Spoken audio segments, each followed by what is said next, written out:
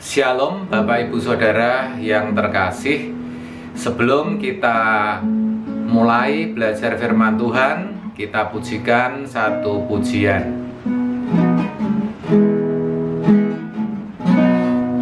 Sering ku tak mengerti jalan-jalan-Mu Tuhan, bagai di belantara yang kelam. Tanpa seribu tanya, namun tetap percaya, jejak-Mu Tuhan sungguh sempurna. Sering ku tak mengerti jalan-jalan-Mu Tuhan, bagai di belantara yang kelam. Tanpa seribu tanya, namun tetap percaya, jejak-Mu Tuhan sungguh sempurna. Ajarku memahami semua yang Kau ingini, agar hidupku puaskan hati-Mu. Bagimu aku rela sepenuh hati menghamba, serahkan diri genapi karya-Mu.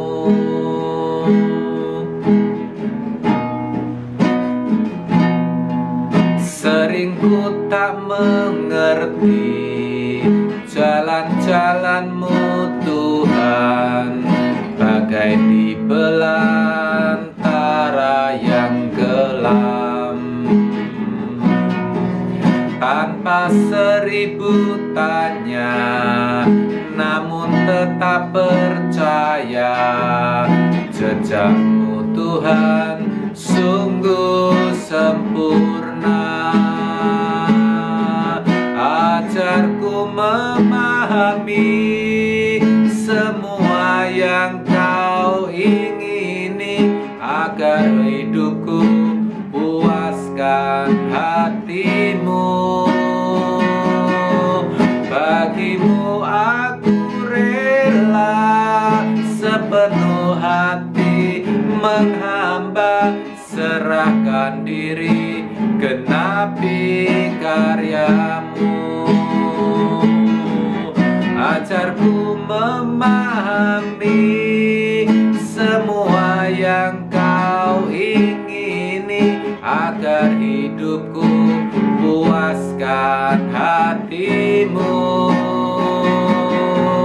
Bagimu aku rela sepenuh hati menghamba, serahkan diri genapi karya-Mu. Serahkan diri genapi karya-Mu. Serahkan diri genapi karya-Mu. Mari kita berdoa. Bapa di dalam sorga, yang kami permuliakan, kami puji, dan kami sembah di dalam nama Yesus. Kami bersyukur kalau kami boleh ada bersama dalam program RYM.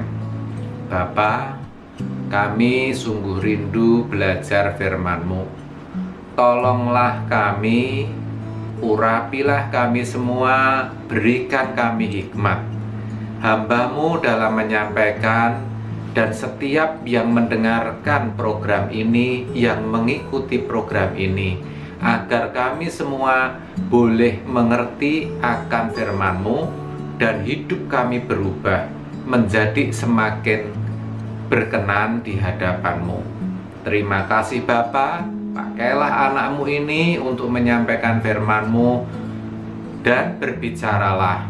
Kami siap menjadi pendengar dan pelaku firman-Mu di dalam nama Yesus.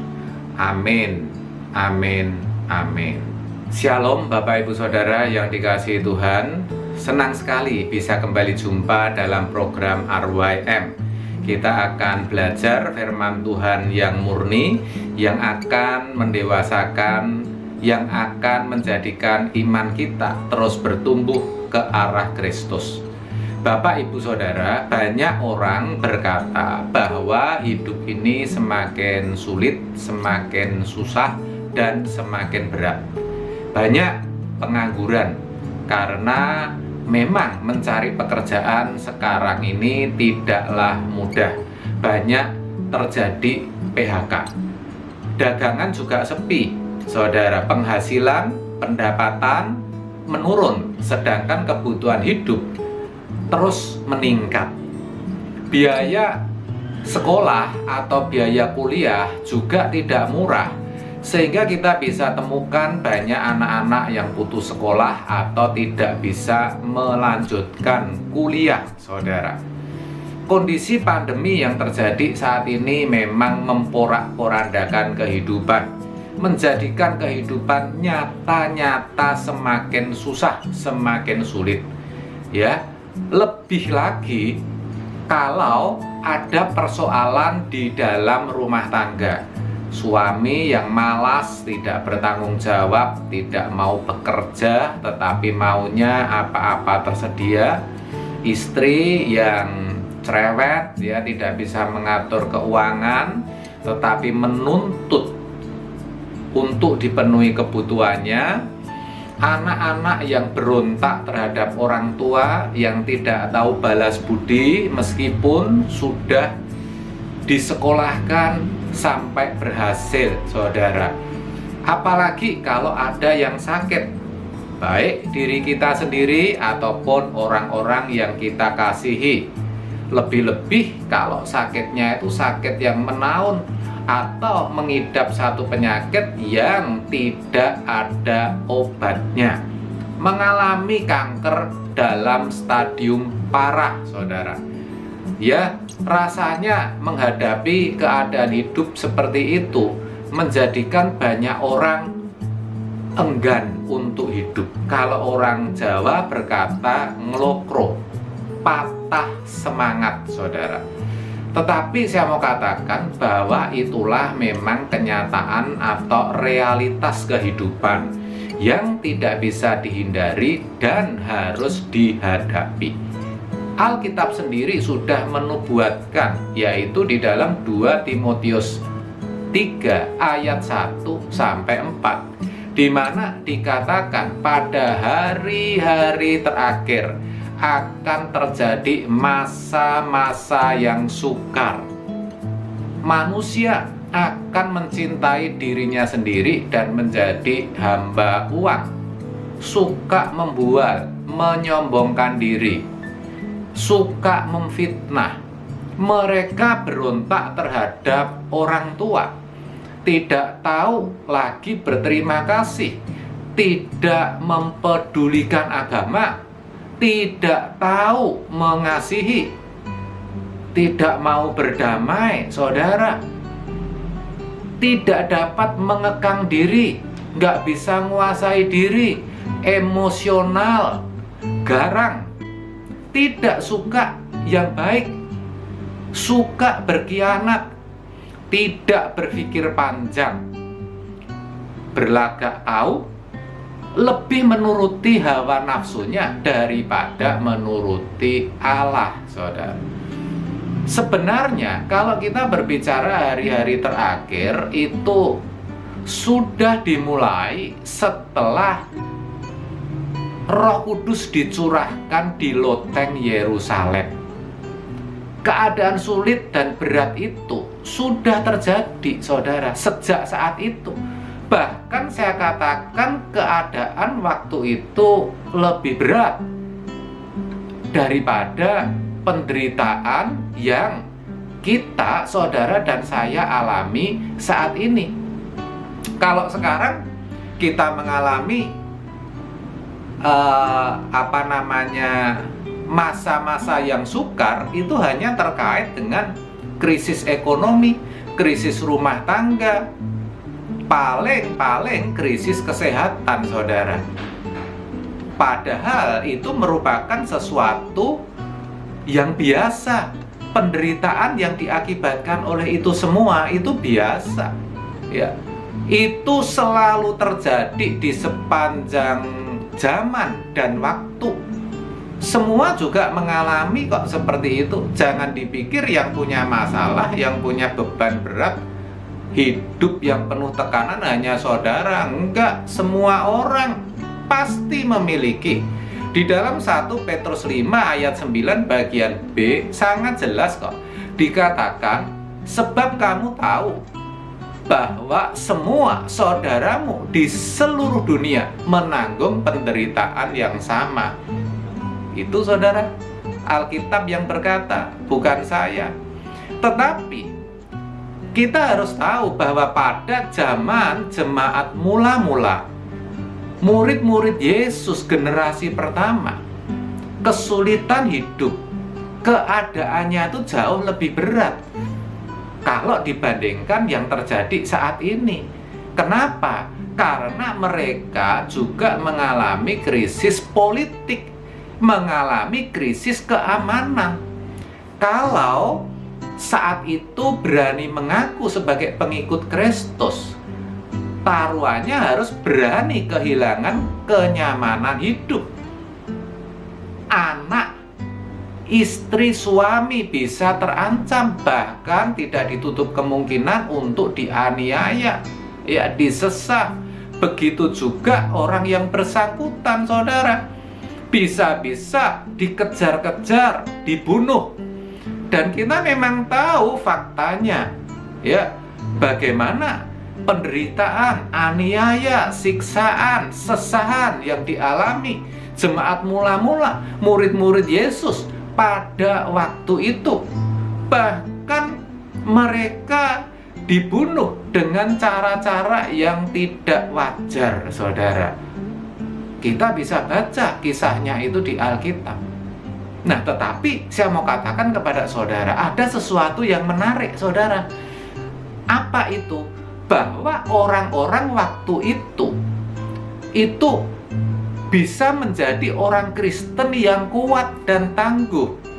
Kekristenan pada masa itu justru berkembang dengan pesat, saudara. Iman mereka justru bertumbuh di tengah aniaya. Tidak sedikit mereka yang rela mati untuk Kristus. Sedangkan kalau kita lihat orang Kristen yang ada sekarang, di tengah penderitaan dan kesulitan hidup dengan berbagai tekanan ini, mereka tidak kuat. Imannya justru rapuh. Kekristenannya justru, ya, kekristenan yang abal-abal, kalau boleh saya katakan. Kalau waktu itu tidak ada Kristen abal-abal, saudara. Banyak yang meninggalkan Tuhan. Kekristenan begitu merosot, bukan hanya disebabkan persoalan yang berat, sepele, saudara. Ya, misalnya cuman kehilangan pacar, begitu saja bisa meninggalkan Tuhan, saudara. Ya, dililit utang begitu banyak, tidak bisa melunasi, ya, jalan buntu, meninggalkan Tuhan, saudara. Dan masih banyak kejadian-kejadian yang saudara bisa perhatikan atas orang-orang di sekitar saudara. Pertanyaannya, bagaimana agar kita bisa menjadi orang Kristen yang kuat, agar kita bisa menjadi orang Kristen yang tangguh, agar iman kita bisa terus bertumbuh ke arah kesempurnaan? Nah, kita akan belajar dari apa yang dilakukan jemaat mula-mula dan murid-murid Yesus generasi pertama. Kita akan belajar dari Kisah Para Rasul 2 ayat 42, di mana dikatakan mereka bertekun dalam pengajaran rasul-rasul dan dalam persekutuan. Dan mereka selalu berkumpul untuk memecahkan roti dan berdoa. Dari sini, paling tidak kita bisa peroleh 4 hal, saudara, yang bisa kita lakukan, yang bisa kita upayakan agar kita bisa menjadi orang-orang Kristen yang tangguh, yang kuat. Apa itu? Yang pertama, bertekun dalam pengajaran, saudara. Itu berarti kita harus mau belajar firman, saudara. Yang namanya belajar artinya dimulai dari mendengar atau membaca, lalu merenungkan, mengerti, dan melakukan. Jadi yang namanya belajar itu sesungguhnya, sekali lagi, merupakan tahapan-tahapan yang dimulai dari mendengar atau membaca sampai bisa melakukan. Ya, Roma 10 ayat 17 mengatakan iman timbul dari pendengaran dan pendengaran oleh firman Allah. Jadi jelas iman itu bisa muncul, bisa ada kalau seseorang itu mendengar firman atau membaca, saudara. Tetapi ingat, itu baru awal. Itulah sebabnya pemazmur mengatakan di dalam Mazmur 1 ayat 2, renungkanlah Taurat itu siang dan malam. Kalau sebagai umat perjanjian baru, itu berarti kita harus merenungkan firman yang kita dengar, yang kita baca siang dan malam, saudara. Supaya apa? Supaya kita bisa mengerti. Kalau mengerti, kita harus melakukan, saudara. Nah, banyak orang Kristen kalau mau jujur, malas belajar firman. Bahkan tidak sedikit yang tidak suka. Sehingga apa? Tidak ada gairah sama sekali untuk mengerti, apalagi melakukan firman. Saya tidak menghakimi, tetapi coba saudara periksa diri saudara sendiri. Seberapa jauh sih kesukaan saudara terhadap firman? Lebih suka mana sih dengan nonton film, dengan melakukan hal-hal lain yang menyenangkan di dalam hidup saudara? Nah, iya kan? Gak banyak sejatinya yang suka firman. Mereka pikir yang penting sudah ke gereja dan mendengarkan khotbah.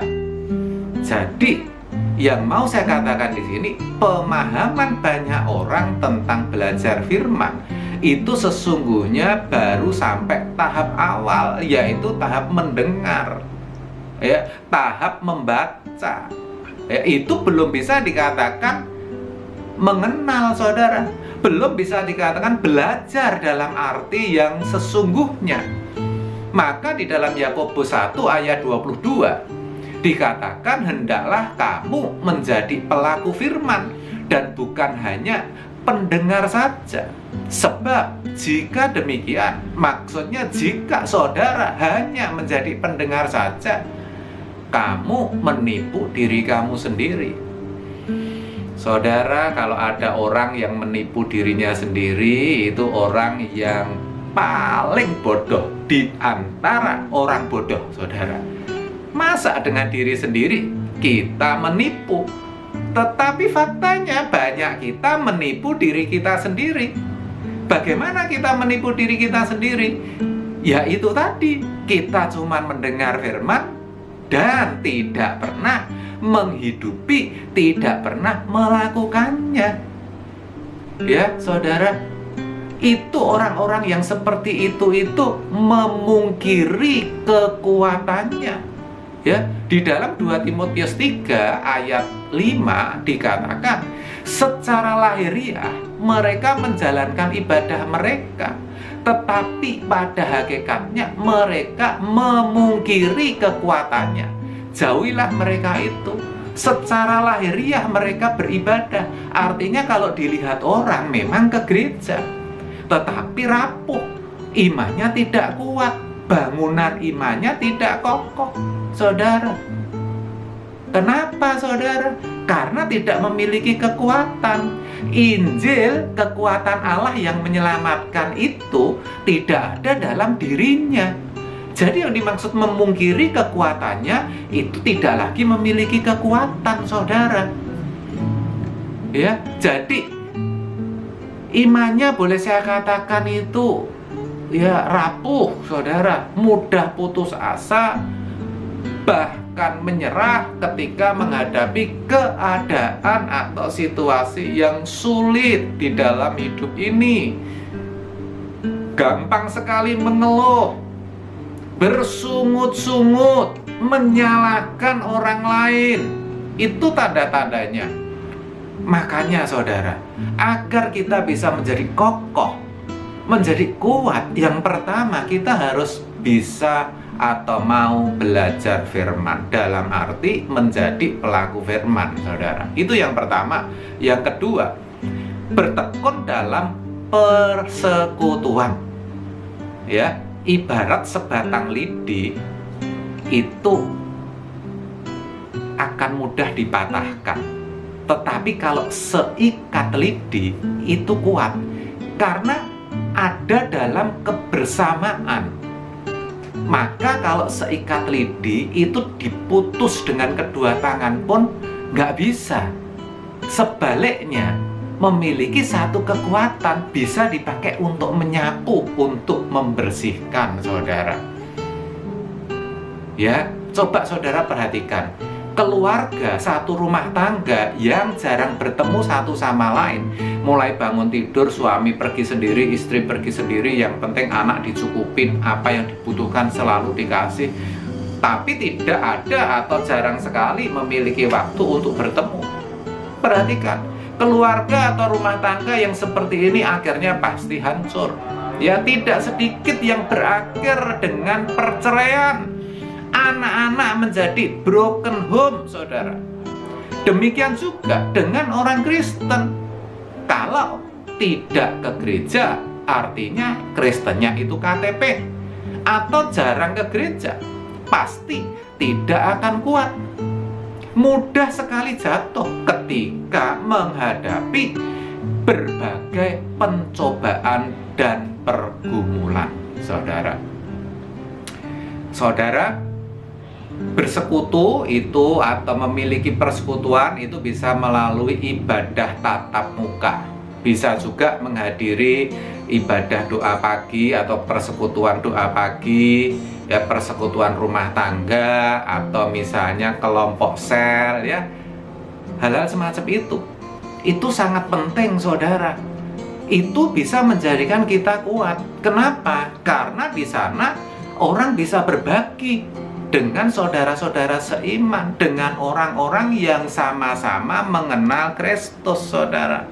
Ya, bisa berbagi, saling memperhatikan, saling menopang, saling menolong, ya, saling mendoakan.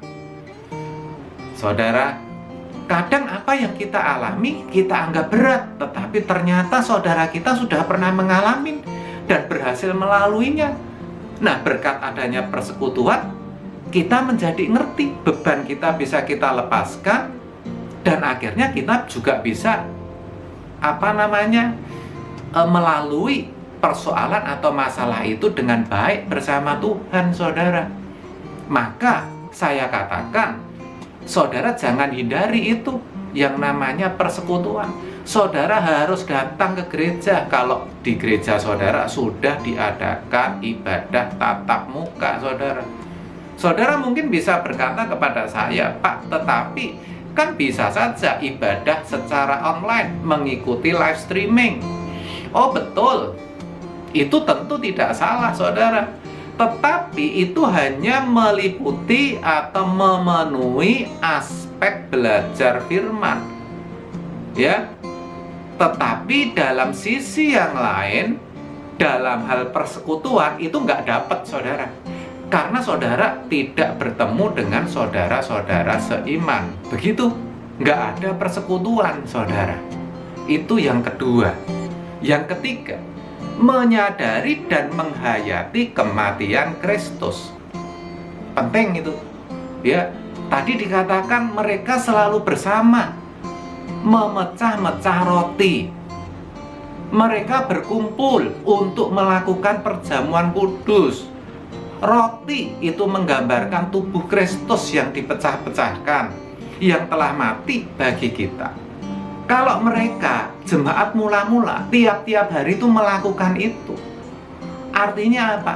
Menyadari dan menghayati bahwa ada satu pribadi, yaitu Kristus, yang rela mati buat mereka.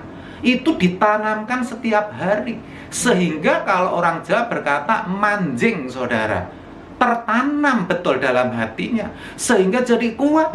Mereka rela, mereka mau berkorban, bahkan mati untuk Kristus, karena mereka tahu Kristus telah lebih dahulu mati buat mereka.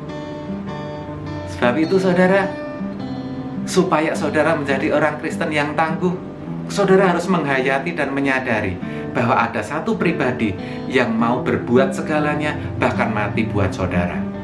Yang keempat, berdoa. Kenapa berdoa menjadikan orang Kristen kuat dan tangguh, saudara? Karena dengan berdoa, sejatinya kita sedang menghidupkan firman.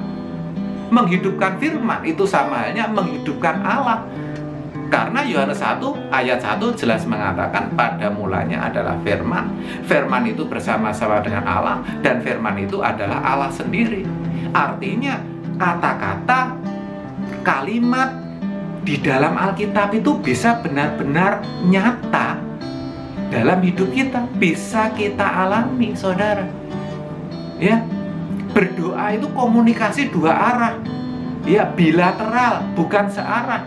Dengan berdoa, seseorang bisa mengalami Allah, menemukan Allah dalam hidupnya. Bagaimana mungkin, Pak? Iya, karena bisa merasakan kehadirannya, mendengarkan suara dan petunjuknya. Bisa bertanya, oh Tuhan, apa yang harus aku perbuat?